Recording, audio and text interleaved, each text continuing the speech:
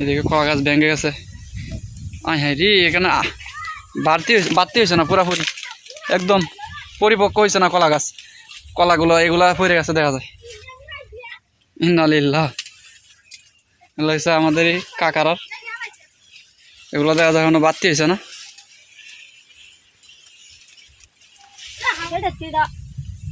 এটা একটু বাড়তি বেশি, আর এটা তো শেষ, এটাও বাড়তি হয়ে গেছে, সমস্যা নাই।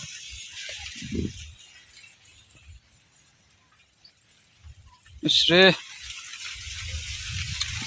কিটা এটা কারো এটা দেখবে, এটা এটা এর মাঝে কারো এটা দেখবে, হ্যাঁ দেখুন যাইবো কারা কত্তার বেড়ে করুন যাইবো কুড়া দে আর কুড়া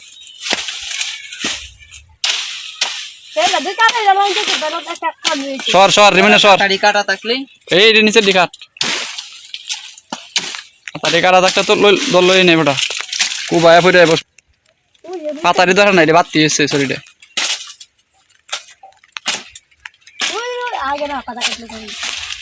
রেখা দিলে হইব,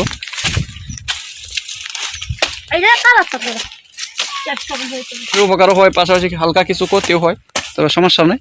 এই ক্ষতি চাইতে উপকারটাই হচ্ছে বেশি প্রাধান্য পাবে, প্রায়োরিটি পাবে। এই কারণে বৃষ্টিটা দরকার। কারণ এই যে এদিকে তাদের হয়তো 500 টাকার হয়তো কলা নষ্ট হতে পারে, কিন্তু তাদেরই হয়তো দেখবেন যে 5,000 বা 10,000 টাকা ধান হবে বেশি। এটা স্বাভাবিক বিষয়। আর যদি বৃষ্টিটা না হইতো তাহলে কলা চুরি পড়তো না, আর ধান হয়ে দিতে হয়তো বেশি হইতো না, পুষ্ট হইতো না বেশি। এটা খারাপ হইতো না রে, বাতি আছে লাল হয়ে গেছে ওটা রে।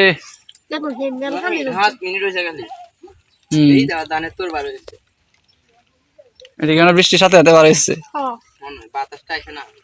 আজকে কাদের কাদের এখানে বৃষ্টি হয়েছে কমেন্ট করে জানাই দিবেন।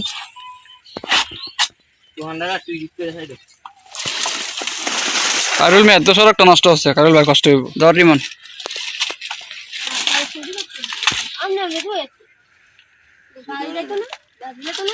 ভেঙে গেছে, তারা এই টেকনিকটা অবলম্বন করতে পারেন, ব্যবহার করতে পারেন এই টেকনিক। ধন্যবাদ সবাইকে কষ্ট করে ভিডিওটা দেখার জন্য, এবং ইনশাল্লাহ নতুন কোনো ভিডিওতে দেখা হবে।